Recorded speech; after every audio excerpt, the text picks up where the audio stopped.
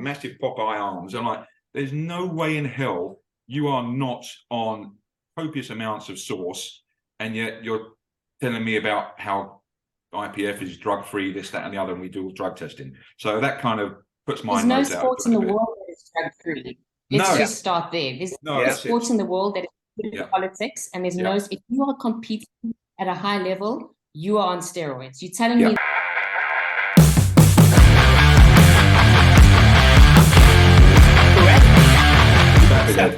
Stop. We're starting again. Nice little powwow we got here. We can sort of start with some of the questions that came through. There were a couple goodies. In no particular order. Yeah. Also, the last podcast I did with Nicole and Seeple. Yeah. I got a little pushback. As soon as you start talking politics, there's a little bit of don't mention these names in these circles type thing. Yeah. I haven't had a chance to watch it yet, but I did see the clip, which was getting a little bit heated, which was nice. Cool. People are just afraid to challenge what's out there. Some people. David, you have no problem. No, I've you know me, I don't make friends very easily because of it. So especially on the internet. I see that's where a little like I'm not a very confrontational person. I'm not going to steer away. If it's inevitable, it's inevitable, and if it's for a good reason, it is. But like I have I'm an introvert, man. So it's like I have few and far between with friends to begin with. So I'm like, yeah, I don't like unintentionally rubbing people off the wrong way if it's not if it's not for a good purpose. You know what I mean? But if somebody asks a question, then I'll answer it honestly. I'm not going to, shy away from something just because somebody else might not like it. That's, I won't be a deliberate dick about it. I mean, I used to be, but these days I'll just be honest, and people will take it the way they're meant to, however they take it. That's not down to me. So let's see what you come up with here. Yeah, we'll start with a soft one. Would you guys ever coach each other? Well, we have. We've actually spent a good portion of our careers coaching each other in what we both specialize in. And I think we both got a lot of benefits both ways. Like, I've known David, I think we spoke about this last time, for 12 years? Yeah. So, I've invested a good portion of my athletic career in his nutritional coaching. I mean, I think David coached me for the first 5 years of my competitive career, and there was no one else that was going to that I'd put my trust into. So yeah, spent a good time under. How many comps have we done in terms of made weight for now? Was it 18, 21, something like that? 17. About 17 meets. Yeah. Never missed a weigh-in. Yeah. And then, on the flip side to that, with Lil coaching me after, I'm trying to think when it was. Now. I can't remember the time period now, but again, same kind of trust in Lil. I mean, especially with the surgeries I've come out of. So Lil's understanding of the biomechanics and working to get me into, because my technique's always been good. But there are little things that you need to take into consideration, which, I don't know, and Lil does know. And those tweaks made a huge difference to my technique in bench press, squat, and especially my deadlift, to be fair. For example, it's just small little things that people pick up on, which Lil picks up on. And, have then changed my deadlift, forever, going forward for the better. So, yeah, 100%. Yeah, I think it's also like with you coaching me, it's also like you have your own blind spots. Like it's easy to be objective when you're talking about someone else, but like when you're talking about yourself, it's easy to have biases and blind spots. So it's like that's one of the reasons like I took you on as a coach. It's like I need an objective eye telling me exactly what to do, taking my feelings and all of that out of consideration. Yeah. No, that's it. So me and Lil work together plenty. We row plenty too. You win Yeah, some, you lose some. coaches need- Overall, though, it's a net positive. Oh yeah, for sure. Okay. If you could change one thing about each other, what would it be? Can I start, please? Oh, Go for it. I would change David's training attire. He needs to stop training in my athletic wear and get his own. Wait, what do you mean your athletic wear? He literally trains in my leggings. They have literally been on my body, and not just my leggings, my squats hot pants. I'm sure I've seen you running around in hot pants as well. I am convinced that when he stayed in my home, he took those out of my cupboard, and now still 2023, he's still training in them. They fit me perfectly, which leads on to my thing, which I'd change about Lil, and it's that I'd like her at some point in her life to be leaner and less fat than me, because after all these years, she still hasn't managed it. I'm still the svelte, good-looking one, and she's still the troll about to living under the bridge who needs to lose a bit of weight. That's why your pants fit me so well. If anything, they're a bit baggy. Okay, I'll take that. I'll take that. If you're willing to say that about Lil, I wonder what you say about me when I'm not looking. Oh, I say the same to your face, mate. It's all right. Well, that's the thing about David. We know that he's dishing it out to our faces. Like, he's never going to say that shit behind our backs. He gets too much enjoyment out of our response and our reaction to his criticism. Yeah, that's all good fun. All good fun. Everyone loves me being honest until I'm honest with them. Okay, let's go for a little bit of honesty here. Wait, I had it just now. Again, this is a long one. What's your guys' opinion on the politics within SA powerlifting? The IPF being hard ass about non-IPF coaches not being allowed in the IPF lifters warm-up areas and backstage at comps, as well as the RPC WPC dynamic. Proper loaded one there. I believe that those politics exist within the exco of each federation. I don't believe there's too much influence of those politics running down to the athletes. I think it is there, but it's not there as much as we are assuming. I think there's a lot of politics within the excos. With regards to the IPF and not allowing non-IPF coaches into the warm-up area, I 100% agree with that. As a coach who has IPF lifters, I understand that you need to be a qualified ref and a qualified judge or whatever the case is to even be a coach within the IPF. It gives their coaches prestige. And I think that's a good thing. I think more federations should adopt that. Yes, it does become difficult when you are trying to coach your athletes, but if you coach your athlete well, they should be able to think for themselves and they should be able to handle their warm-ups on their own.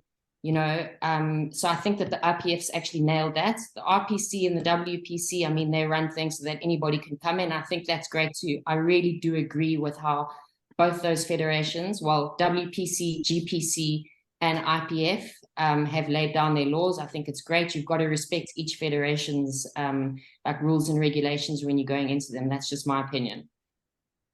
Dave, what do you think? Yeah, I'm pretty much along the same train of thought there. Look, each federation, as Lil said about the Exco, I think we probably, as coaches, see more of the politics than what our athletes do, because you know, we're much closer to the Exco itself. So I think a lot of the stuff that gets said is probably said by coaches, and then athletes pick up on that. And that's where, you know, the gossip mill, the rumor mill then starts going wild because it's broken telephone kind of Chinese whisper stuff going on. But at the end of the day, like I said, you know, as Will said, yeah, each federation, be it IPF, WPC, RPC, whatever, GPC even, they've got their own rules, which are clear as day, you know, in their fucking mandates or whatever. So people complain about them as much as they want, but if it's in the rules and you know what those rules are beforehand, then then you haven't really got anything to complain about. You might not like it, but if that's what their rules are. If you don't like their rules, then don't be part of that organization. Go to someone else. And from a personal perspective, I was told I couldn't compete in the IPF for a year because when I did my first competition, I competed with 100% raw. Now, bearing in mind they're both drug tested, and they're very similar in many respects. I was quite put out that I had to wait a year before I could compete with IPF, and then there was RPC at the time who said, "Oh, come and compete with us." And I was like, "Okay, cool. If there's no problem, then I'll do that." And that's why I ended up staying with that side of things for a while. But I think there's also, again, this is probably a bit more personal, but I think there's a lot of hypocrisy more so in the IPF personally, especially around the whole drug testing thing. When we hosted a development comp at Evo Fitness in Cape Town, one of the reps for IPF, can't remember the guy's name now, came through to talk to us about it and that. And bear in mind they were talking about drug testing. This guy was a good foot shorter than me, 10 kilos heavier than me, with fucking veins popping out of his forearm, with massive Popeye arms. I'm like, there's no way in hell you are not on copious amounts of sauce, and yet you're telling me about how IPF is drug-free, this, that, and the other, and we do drug testing. So that kind of puts my nose out. There's no sport in the world that is drug-free. Let's just start there. There's no sport in the world that is good in politics, and there's no. If you are competing at a high level, you are on steroids. You're telling me that Tiger Woods is using a performance-enhancing drug, and elite-level athletes do something to improve their performance. So it's not drug-free. We can't call it drug-free sports anymore. There's no such thing. Well, I don't think they do anyway, do they? They call it drug tested. On an elite level anyways. No, that's it. So that always put my nose out of joint from day one with the IPF side of things. But if my clients want to compete IPF, then absolutely cool, go for it. If whoever a client is, whatever they want to compete with, I'll help them go to it. It's no skin off my nose where they want to do it. And on like an educational front, do you remember that back a couple of years ago where Ed Cohen was hosting a seminar in one of the Scandinavian countries, and they banned all the IPF lifters from attending that seminar? Now, you want to learn one of the best in the world from a sport. Is it really specific to where you are competing, and you are actually denying your athletes the ability to learn from the best powerlifter on the planet because of his history with federation? Like, that's where I draw the line. I'm all for each federation, their rules, their regulations, but that rule doesn't make sense to me. If someone could come forward and explain that to me, because I don't have a better knowledge, maybe then I could have a better understanding of it. But that just blew my mind. I feel like they certain rules do go like one step too far. Like because I completely understand with like the non-IPF affiliated coaches not being able to coach in IPF, it gives prestige to the coaches who do, and it also gatekeeps a little bit of what we're getting now, where someone does their first comp, maybe their second comp, and suddenly they're qualified to coach other people. And I'm like, what actually qualifies you to be able to do that? So a little bit of gatekeeping is a good thing, but I feel like they often go just one step too far in their approach. Too far. And what was the question about WPC, RPC? What was that part of the question? The dynamic and relationship between the two feds and how they're essentially the same thing and yet seem to be at odds. I mean, essentially it was all one federation in this country. I mean, it was the IPF and then the GPC started, and obviously because of, I'm assuming, politics within the GPC, another federation was brought in. Again, as long as the coaches don't allow that to filter into the athletes, then, like I said, politics exists in every sport. Like, it is what it is. I mean, here in the UK, I mean, I think because I'm not heavily involved in powerlifting over here yet, and maybe not ever, I don't see any of the politics here like I did in SA. But at the same time, you can have multiple federations here in the UK because there are that many more people competing in powerlifting and strength sports in general. Whereas in South Africa, I actually think it hurts So when RPC splintered off to then WPC and having the two competing against each other, it does hurt SA powerlifting to an extent, because you've really got such a small demographic of people that you're trying to attract into your competition, and you want to be competing against the best all the time, knowing full well that you can't compete in IPF for various reasons. So you've now splintered an already tiny demographic. So, you know, it does hurt it. And again, that really, you know, as it came down to, I think, politics and ego at the heart of, you know, that dynamic. And it'll always be he says, she says on that side of things. Okay, moving on from that. Cool. I feel like they're going to get increasingly more political. I feel like between what we just said now and the last podcast we had, that's enough. That's enough politics of powerlifting. Before we start making the sport look cuck, like, oh, powerlifting's full of politics, I don't want to do that sport. Because it honestly isn't that bad. Yeah. Like it's you have to criticize what's going on in order to fix it. But honestly speaking, overall, it's not impossible to navigate. No, but you know, again, but you know, remember again, as we said from the start of this, that politics that we're seeing is pretty much at the exco level and at the coaches level. Most of the athletes don't know this stuff, and you go to any comp and you see the fucking War and Peace Facebook posts after a competition. You know, everybody's had a fucking ecstatic time. You know, everybody's loved the competition. You know, okay, there might be some gripes here and there on certain things, or somebody might bitch about a call a judge has made, but for the most part, about everyone who gets on that platform for the first time or 10th time normally I just remembered something. Normally loves it.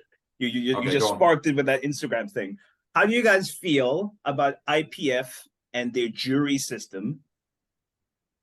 Because they have a jury system where the jury can overrule. Because they did that with Jesus Oliveras, didn't they? Say again?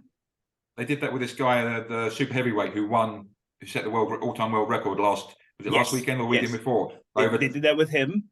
Nationally, they deadlift. did it to Tom Vivigi, which is why it sparked in my mind, because he had his last squat. So he got the squat, and then the judges overturned it. How do you feel about that jury system in general? I think a jury system is much like a third umpire, right? I think that I think it plays an important role. I mean, sometimes, and I know because I've judged competitions locally and on an international level, sometimes if you're a side judge and you lose contact with the athlete because there's spotters in your way, you have to give that athlete a white light, right? Because you haven't seen enough. Yeah. So because that's what you've got to do. And I think a third umpire in those cases play a really important role. It depends why the third umpire is being called in, you know? So I think that it's something the sport needs. I'm all for a jury. Yeah. I definitely think it has its place. Yeah. With that IPF lifter last week, he broke the all-time world record because they called the jury out on his third deadlift. Now, I personally didn't see anything wrong with that third deadlift, but I also didn't fucking study it. What are you doing, woman? Fucking fly. Sorry. So I personally didn't see anything wrong with that third deadlift. My extra protein for the day. There you go. All natural. Oh dear. But sorry, guys. I'm not even going to go into the whole spit and swallow stuff there now, but still. It's fucking brilliant. Oh dear, we're okay. So that third deadlift, I'm now I didn't see anything wrong with the third deadlift, but I didn't study it kind of exclusively. I just thought it was a fucking phenomenal lift, phenomenal performance. But I'm now questioning that whole last deadlift, in that have the jury overturned it because they want him to get that all-time world record and it's that whole prestige around it and it looks great for them. Or were the judges in the first place overly strict and didn't want to be criticised for, you know, this guy coming in and absolutely blitzing Ray Williams' all-time world record at the same time? In the most part, I think it's good, but I'm now kind of with that. I thought that deadlift was clean, but the fact that the jury was brought in and they've overturned it, and then he, you know, like I say, gets his all-time world record. Have they overturned it because of the, like I say, the prestige that lifter now has, and the IPF gets from that. My whole thing is, I think the jury should only be called in for the athlete's benefit. So Yeah. I don't agree with this. If an athlete gets like a 2-1 decision and it's a no lift, and the jury comes and overturns it, I'm 100% for that, because like, no, they saw something, or they don't agree with the decision. Cool. What I can't get behind is 3 judges independent of each other give all whites, and then the jury decides to not give the lift at all. And I'm like, yeah, that because the jury, where they're positioned, is technically the worst judging position out of all the judges. So I'm like, for them to go and turn over a lift into a no lift, I feel like that shouldn't be allowed. If they come in, it's for the lifter's benefit, not the other way around. Yes. Yeah, no, I'd agree with that. It's a very good point. Okay, well, in agreement. Cool, because I've been thinking about that for a while now. I'm like, that is bullshit. But anyway. Also, with AI coming into play, you know, in just a matter of years, we're not going to have judges on that platform, and then what? It's going to be like, I won't even need to compete. Yeah. I'm just going to send my hologram up there, do it all for me. He'll still get injured. The hologram will still get injured. But on that note, should extreme arch benched records be removed? Because how is anyone going to break those with full elbow depth? And I'm assuming you're talking about IPF, because they're the only ones who have that now new ruling. This is such a difficult thing, because, you know, people's different leverages are going to put them in different positions, and like, such a hard one.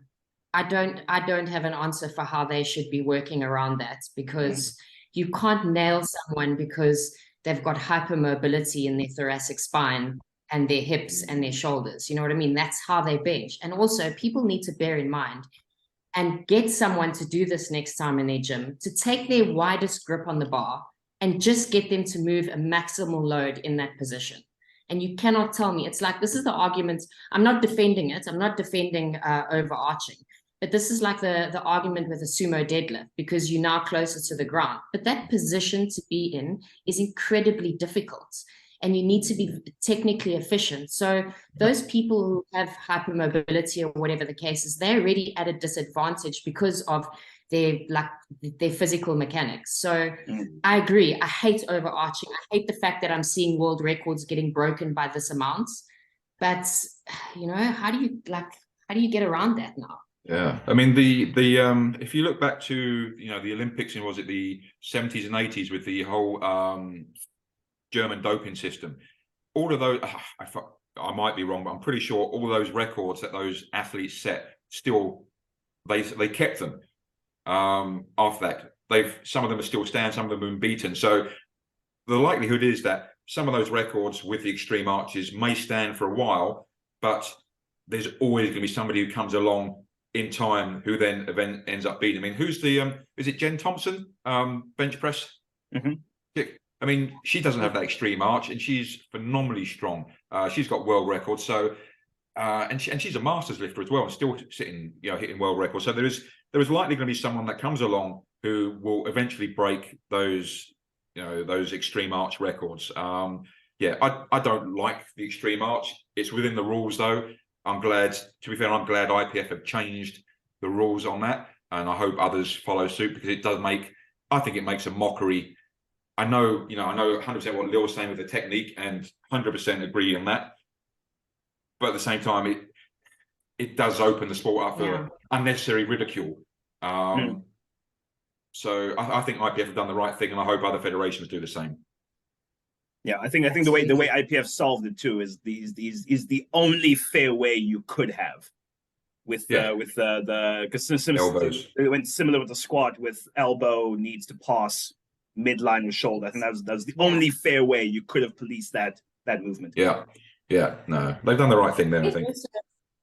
The guys writing the rules, I mean, this is a big challenge for them to overcome themselves, and they're just trying to do and accommodate everyone. And I can understand how difficult it must be to put a rule in place to not allow that. How do you control that, you know? Yeah. People just take the piss, I think, as well. It must be said that I think people also just take the piss. Yeah, I feel like I probably hate it because I can't do it. No, but like I was literally about to say, even if I could though, I would feel bad doing that. Like having that much range, I would feel bad. You'd be creaming yourself at how much you could now bench press and all the records you'd be setting. Like no. I'll do anything to help out. Yeah. My particular personality, if I feel like I've had an unfair advantage at claiming something, I don't tend to mention the fact I've gotten a certain thing. Like if I go to nationals and I'm the only one in the category and I technically win first place, you will never hear me say the fact that I won. I'm like, oh, I did well, I hit the numbers I did. You will never hear me say I won because I feel like I didn't deserve to win. So I feel similarly with the bench press. If that's how I got a world record, you would never hear me talk about it. Well, fortunately, that will never happen because we've seen your mobility and you can't do that for shit. Oh, fuck off. You don't have to worry about that, Edgar. No. Okay. Moving on. Yeah. Go on. Should athletes understand programming principles before blindly following them? I like that. I think that they definitely should have a good basic understanding. And I think I've said this on this podcast before, and I always say it, you know that you've done well as a coach when your athlete learns how to think for themselves. So it's your responsibility as a coach to get them to understand that. Nobody should be doing anything blindly in their lives, because if that's the case, you have coaches, which they are personal trainers, just giving their female clients supplements, and the clients aren't researching, oh, what is this Anavar? Let me take it. Yeah. Like, that is your own responsibility. You cannot be that dumb. You don't have to understand programming principles, but at least understand, ask questions. Where is this going? Why are we doing it like this? Understand the basics behind it. I really do think that's important for athletes to do. Athletes that are wanting to really take their sport far. If someone's just trying out powerlifting for the first time, I don't expect them to ask those kind of questions. Everything's new to them. But for anyone else, they should have a basic understanding. Yeah, no, I agree. I think, come into it, from day one, then there are probably more important things for them to be, considering, like their technique, as opposed to why we're doing certain exercises. But, as with anything, the more you get into it, the more you should know. It shouldn't just be, it shouldn't be autopilot. You should be questioning. And I'm pretty sure all three of us tell all of our clients, no matter what they're doing, every fucking aspect of the process, if you've got any questions, if you don't understand anything, if you're not sure on anything, if you don't like something, speak up, ask, and let's talk about whatever it is. Because, we want our clients to know and be educated, because, they do have to be self-sufficient at some point as well. If I don't know, one of my clients this morning, she's, so Amy, she's struggling with her back after sitting in the car for however many hours driving from, I think, PE back to Cape Town, and deadlifts, weren't feeling as they should do this morning. So instead of grinding them out, she's automatically assumed to adjust, the weight accordingly so that she doesn't put her back out. Whereas, again, I've had people before who just continue to grind the weight with awful form. I'm like, well, why didn't you just drop the weight, or why didn't you just ask me? And they're, because it was on the plan. Well, no, I told you, ask. But that's precisely why I have a coach myself. Because I'm really like, if 250 is on the program, I want to do 250. It hurts me inside to not do what I'm meant to do, but I've learned now pushing through is never a good thing.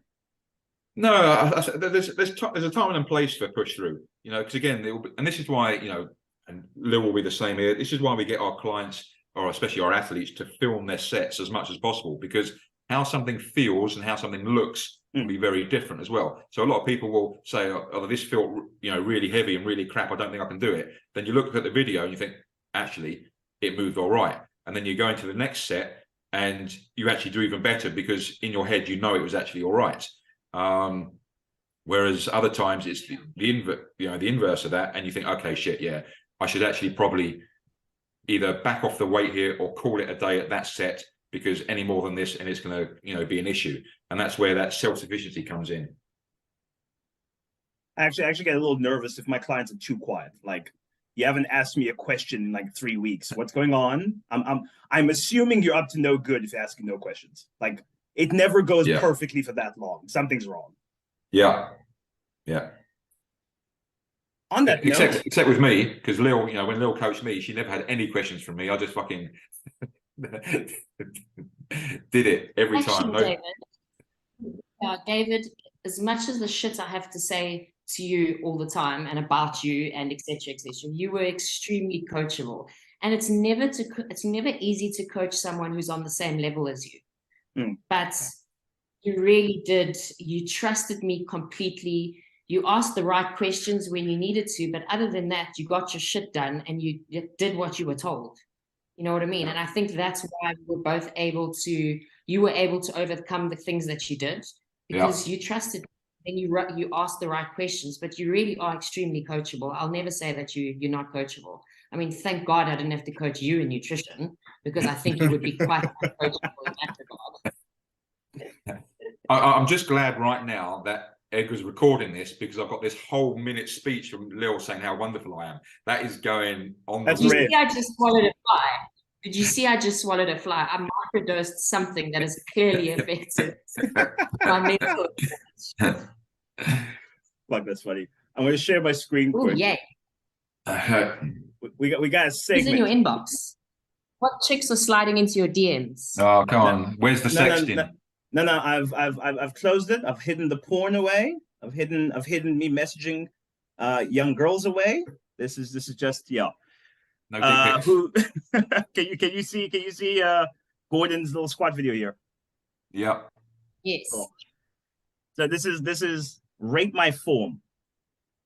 How's Gordon's squat looking here? Hi. Are we just rating form? Or are we giving constructive feedback? You can give feedback. How's he looking? He used to widen his stance a little bit. Yeah, the first part of, as he's initiating the squat in internal rotation at the hip and not external rotation, which means that his glutes are already in a compromised position. Wait, how do I cancel the audio on this thing?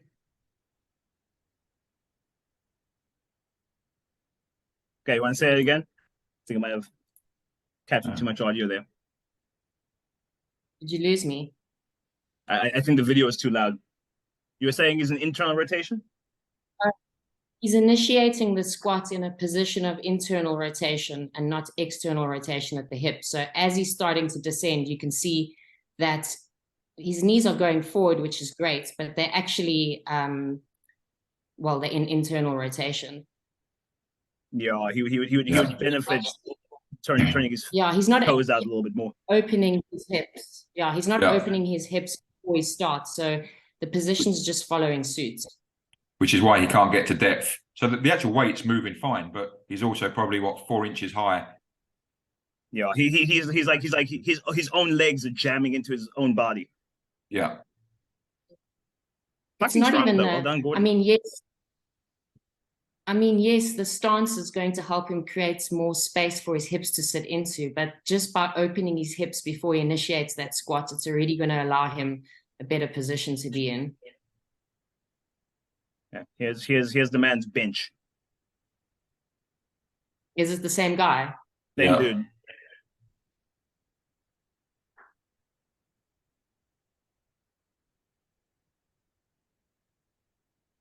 I like that.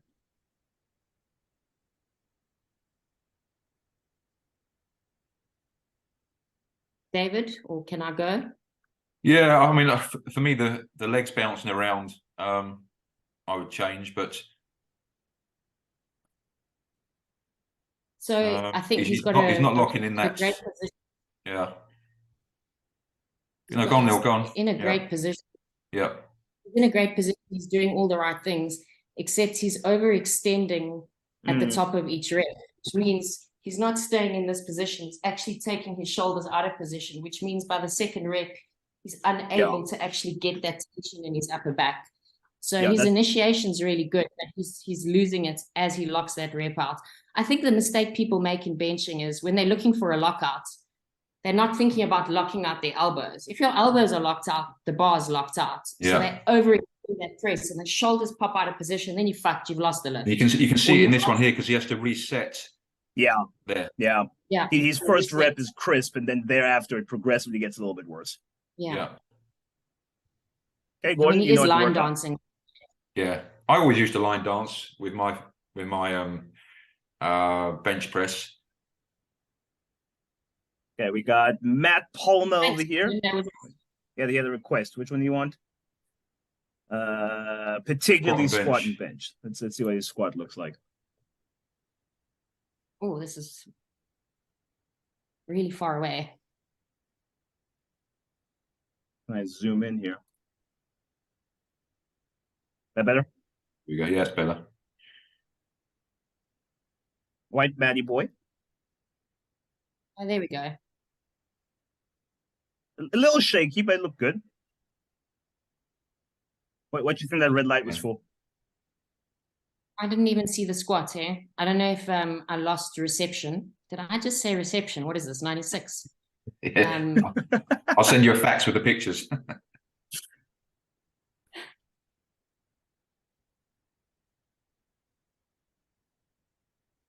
I don't think it's a bad squat, but it's hard to see from here everything that's going on. Yeah, the front is a shitty position to look at a squat. From what I can see, though, I can't see too much wrong with that. I'm assuming this was a lost attempt. Speedy for a lost 180 attempt. final attempt. Yeah. I think he's executing really well, but there are a few things he could do to make it even better. I think what looked like, let me just see how he's grabbing this bar.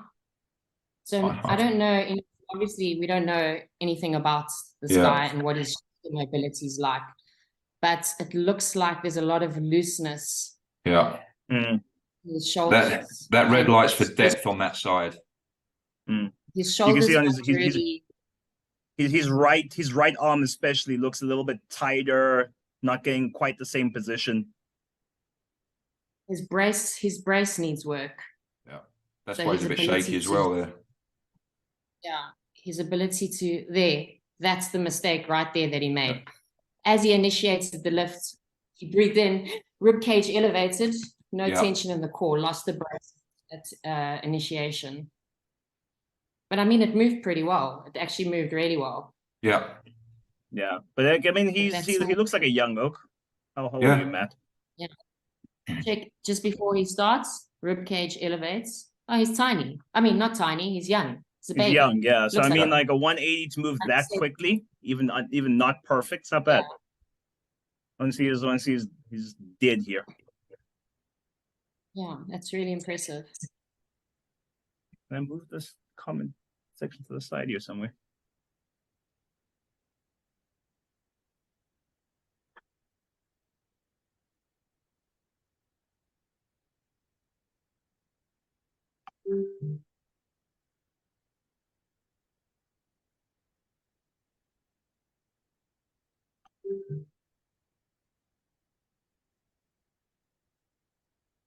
Personally, on this, I'd have a slightly narrower stance.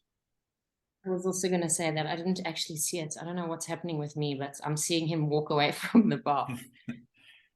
Yeah, I'd have the stance a little bit narrower to suit his frame more. Yeah, I think he caves the knees in ever so slightly at initiation of the lift. Shoulders rolled forward over the bar. They're not pulled back and down. Yeah. Or down anyways.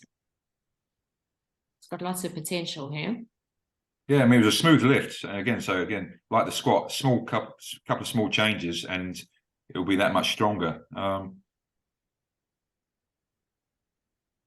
I mean, that kind of speed for a third attempt on both lifts, that's not bad, eh? No, it's solid. The biggest mistake he made here is he went too light on his final attempt. That was the biggest mistake, yeah.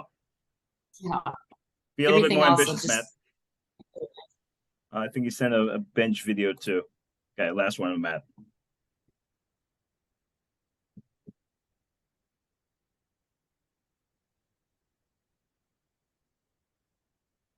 Oh, shoulders straight away. Yeah, instantly. Again, went too light. Oh, it was his opener. Yeah, I went. Oh, Doesn't seem like he has enough of an arch the there. spotter.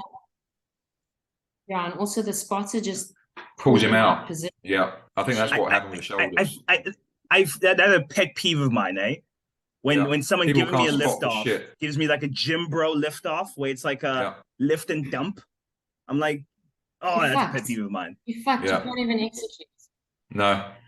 But shoulder position for him as well. His shoulders are in complete protraction, which means he's not going to have that upper back tension. And it starts already from when he's taking the bar off the rack. His shoulders aren't in position there already. Yeah. And once that weight's over your chest, no ways you can get into position.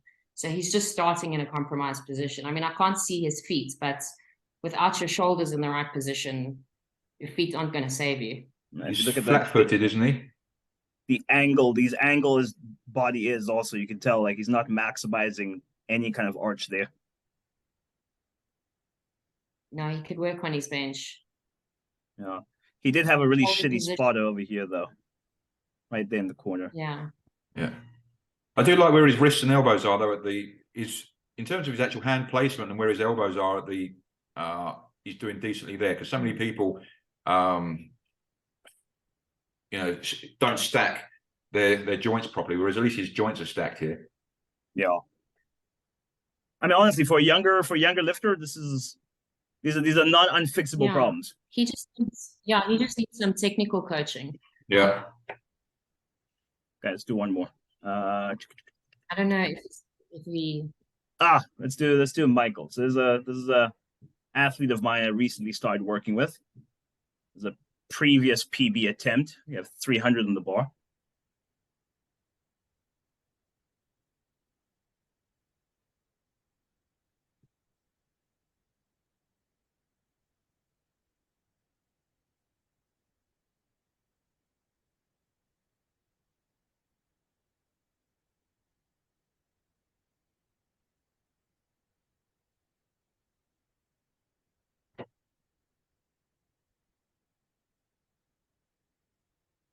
Yeah, I don't like that bottom position.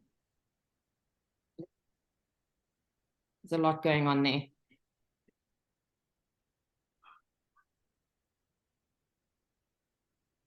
So I think his problem is definitely at initiation. Look how far that bar is away from him, which means his lower back is just taking over that lift. Shoulders aren't in retraction. From the second he took the slack out the bar, instantly lost that tension right there. Yeah, shoulders are in position. Yeah, not enough quad drive. So he's pulling, he's not really pushing at all. Yeah, he's using it as a pull, isn't he? Mm. And essentially because he's not in the right start position, that's why his lumbar flares straight up and his hips shoot up with it, and he ends up pulling with his lower back. To tell too much this angle. You can see how he instantly gets his shin to the bar as opposed to the bar being on his shin. So like there's a way too much of a forward shift with the knees. And this exact position that problem with locking out was because he didn't initiate the right way. Got a lot of shoulder work to do here, just getting into the right position, because his back's just taking over, and he's clearly not a small guy, so he's got some quad and hamstring on him that will really help his deadlift if he uses them. Because that weight will go if he makes some small adjustments there, really. Yeah. Because speed off the floor was there, and it's just simply like you're in too cuck of a position to overcome. You can see it even more on the way down in the fact that the weight is pulling him forward into his toes. That his position is off from the very start. Like he's setting up in a squat and not a hinge. Yeah. Watch me fix that. Nationals, baby, we're coming. Sorry. Yeah. We're coming. Okay. Yeah, he's new, so there's lots of. That was fun. I like that. And none were train wrecks. None of them were. I I mean, we've been actually. I wanted a few cuck ones. we've these been, weren't bad. Hypercritical, really, aren't we? In the most part, none of them were bad lifts. Small things to work on, but in the most part, if it was one of my lifters, I wouldn't be looking at them going "fuck me" or anything like this. It's just small things to work on. Overall, they're actually nice looking lifts. Although, to be fair, if you're brave enough to send your lift to be critiqued by 3 different coaches, you're probably confident they're not that bad. Well, yeah. Some people are just arrogant and have got no fucking clue. So no, it's like that's right. Yeah. Speaking of which, don't be too harsh when I send my deadlift videos from today. Oh God, do I need to put the rose tinted glasses on again? Yeah. Listen, I'm no longer having back pain per se, but I can feel the transition from just below knee to just above knee. I'm still struggling to generate power from my right glute. Okay. And first rep is always the shittiest rep, and after I've had a concentric load, next 2 reps feel way better. But it's just so off the floor to just below knee feels easy and it's fast. Below knee to above knee feels like it's fucking impossible, and then suddenly it's comfortable again. Like that transition. I'm still struggling with that midpoint. So that midpoint there, on the way up there, if you get Nicole to stand behind you and just slap your right arse cheek at that precise moment, get that tingling going on, wake it up, and see if it helps. I think Nicole heard me now, and now I think she just sent me the videos of my thing. I really don't want to post these. Fuck. Okay, wait, let me look for it. Why you gotta embarrass me like that? You embarrass yourself. You. Wait, let me look for these now. They're probably dog shit. Yeah, wait. Let's see here. Hopefully they're edited, so I don't have to wait 30 seconds before you actually do anything like normal. That absolutely kills me. It's let's see here.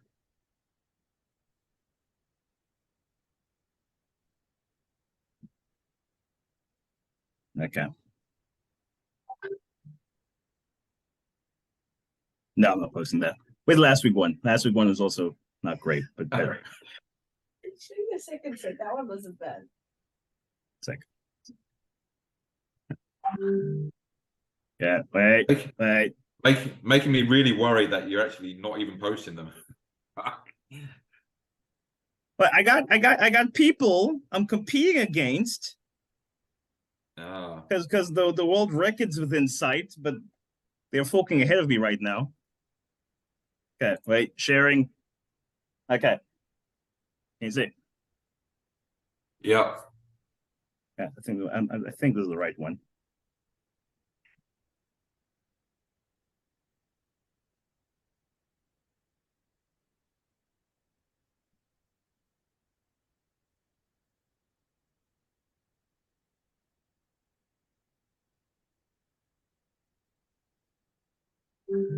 Your back's in a much better position this week than the last couple of weeks. Although you start to lose it there. Yeah, so you can see how first rep feels like cuck.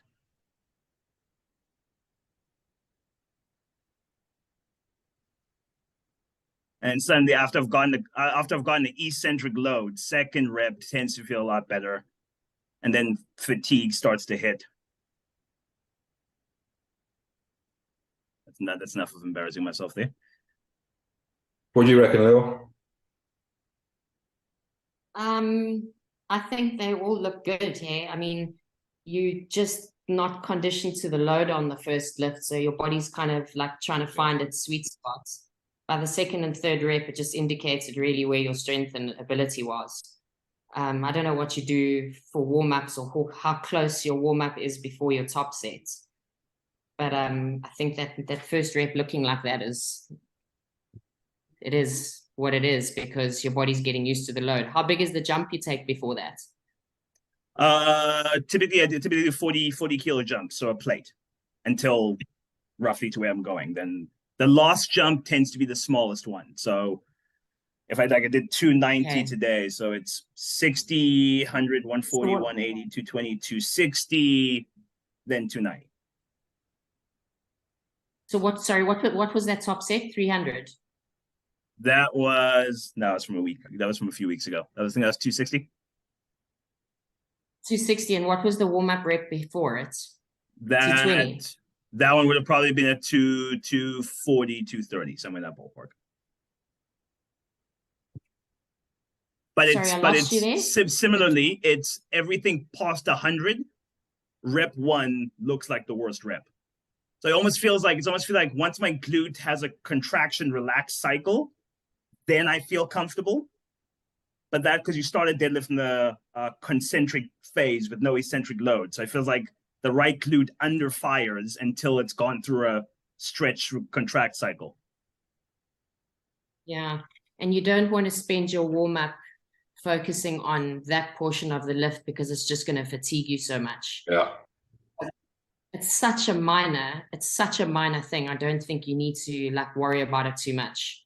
The difference between the first rep and the second rep there was really just a bit of speed. It wasn't like much technical difference. Yeah, I mean, from how it looked, from how it felt fucking possible.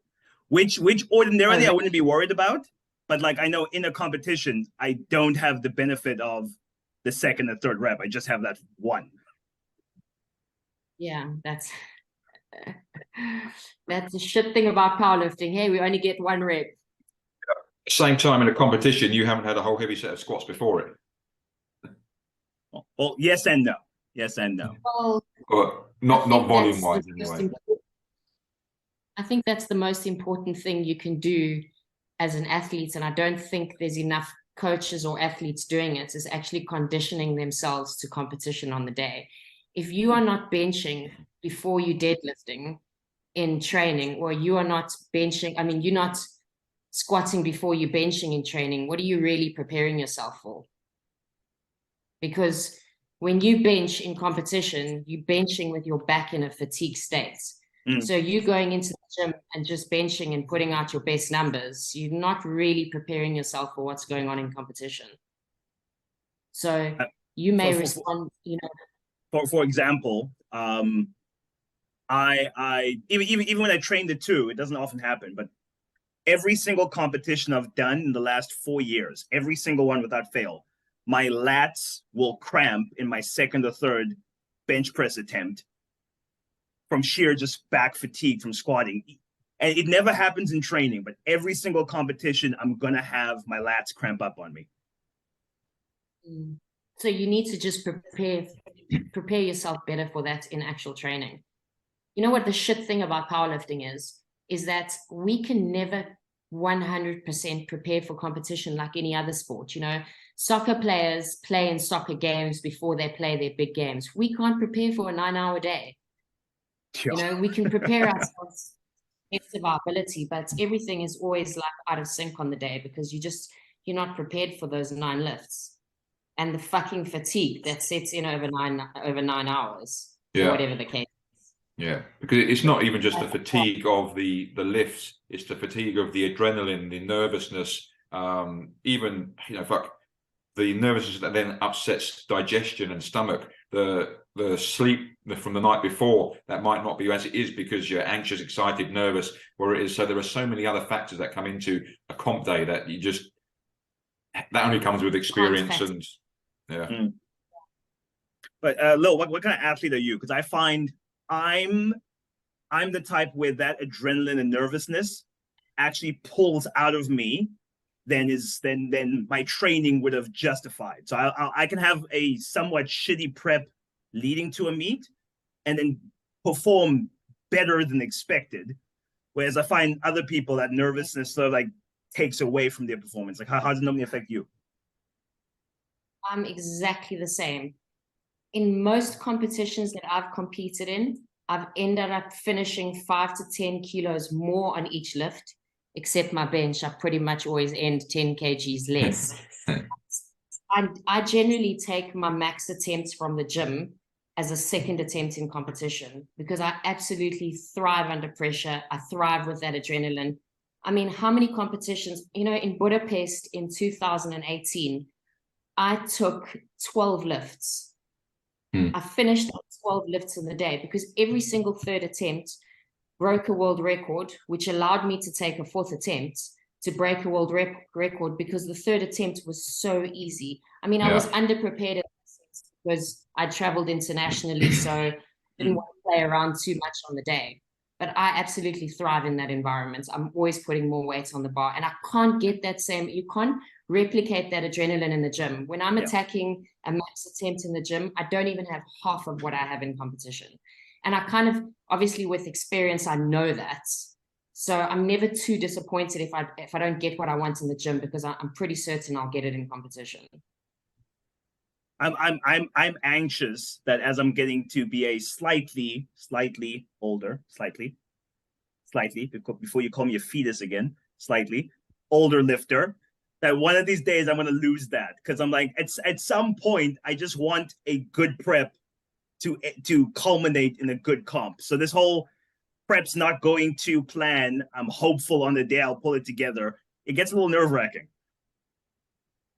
I think you won't lose your anxiousness, but you will learn to draw from it better.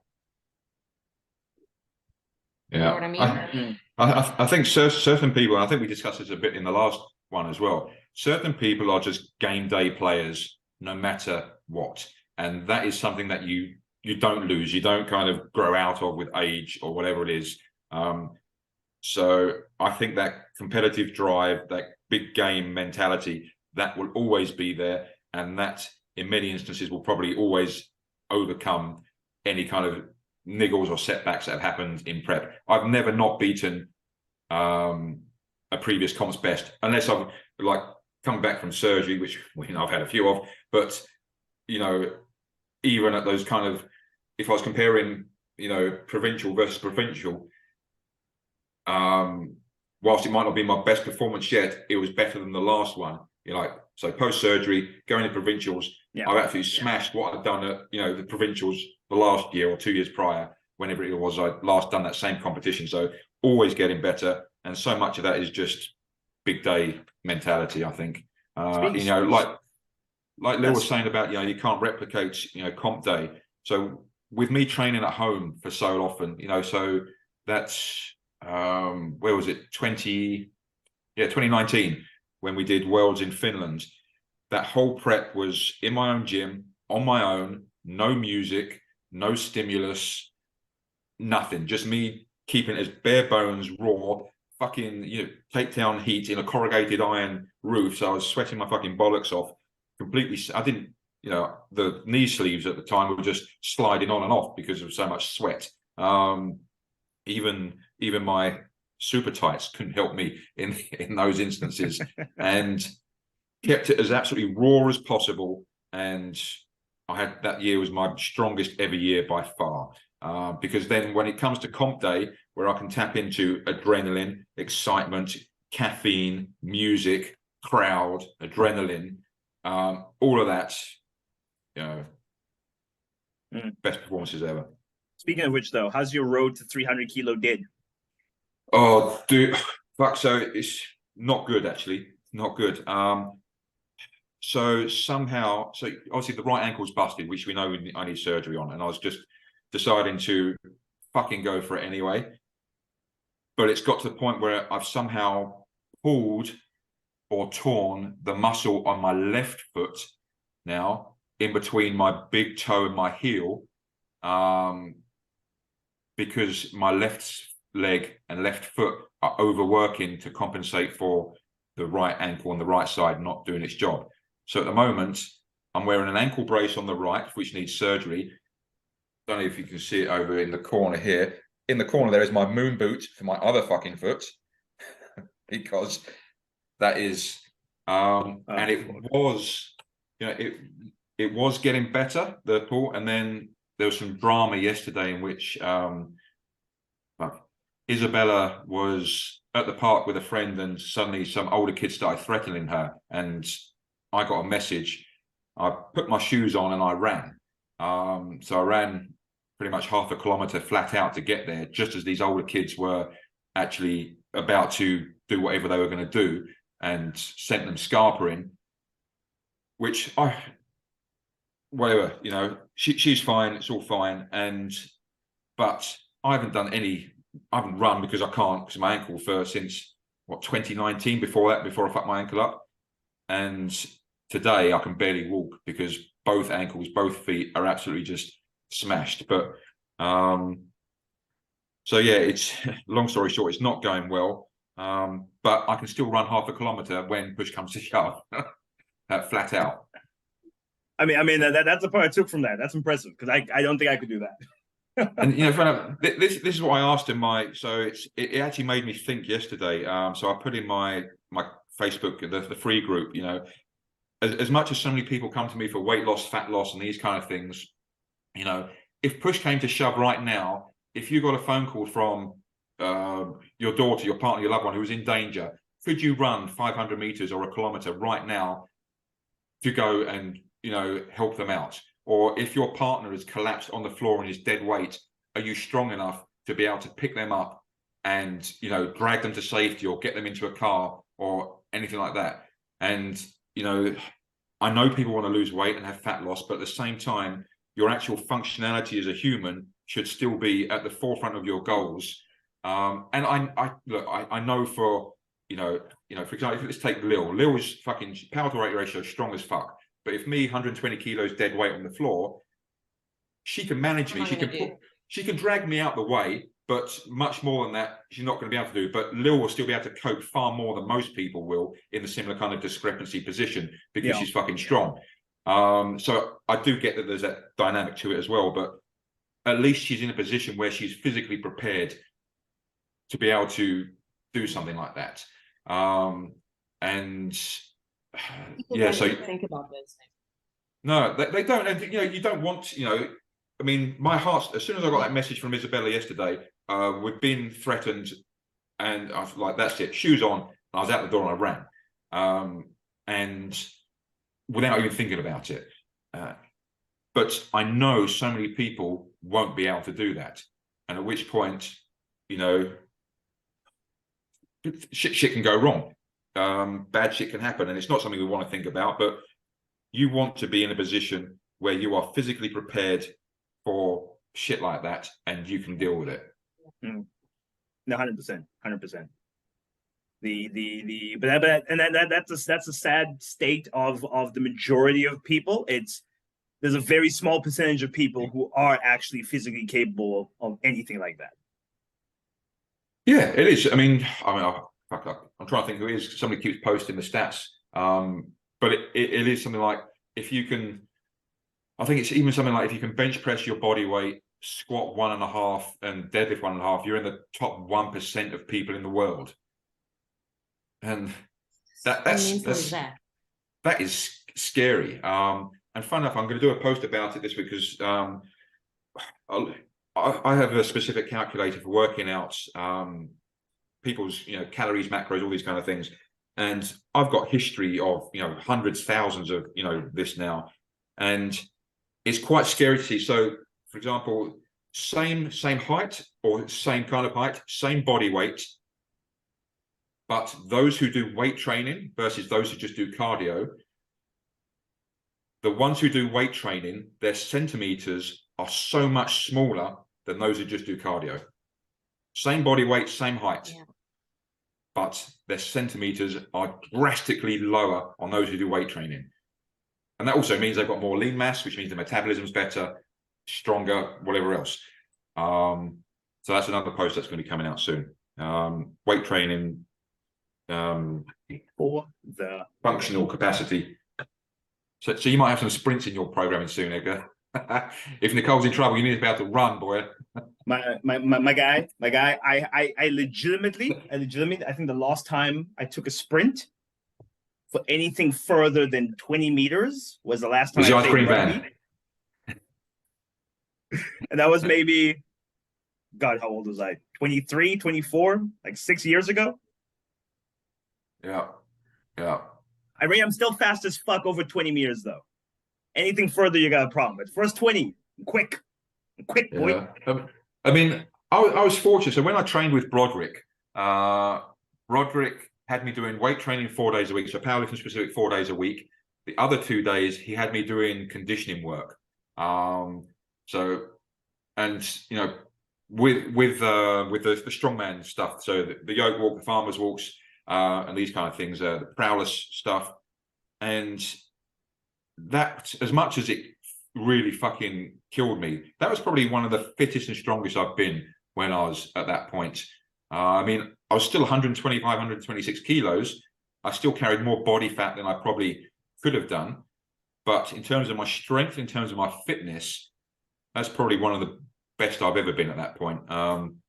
So that conditioning side is really important. And I probably don't pay it enough attention myself personally, albeit my ankles are slightly fucked, and I use that as an excuse for not doing it. But because I can't do it, I cannot wait for my ankle to be sorted so that I can actually get into that stuff again, because yesterday highlighted to me how important it is. Yeah. So on that note, you're unfit as fuck. Lil is still suffering the after effects of eating fly, and we've been on here for an hour and a half, so it's probably time to go. Okay. But shout out for coming, guys. I appreciate the time. This is good. No, all good, man. Thanks Happy for to do having this. Yeah, yeah. I'm surprised the questions weren't as challenging as I expected. I expected to be a bit more risque. There was one question I'm uncomfortable asking, period. So I'm just Go gonna... on, just ask it. Come on, fire it out, and then cut. Nah, that's all right. Then It's all right. Decide whether to answer it or not. I'm still the relatively new coach on the scene. I still want people to like me, and then after I'm making mills, then fuck what everyone else thinks. But till then, I suggest you get out of powerlifting if you want to make mills, mate. Fuck.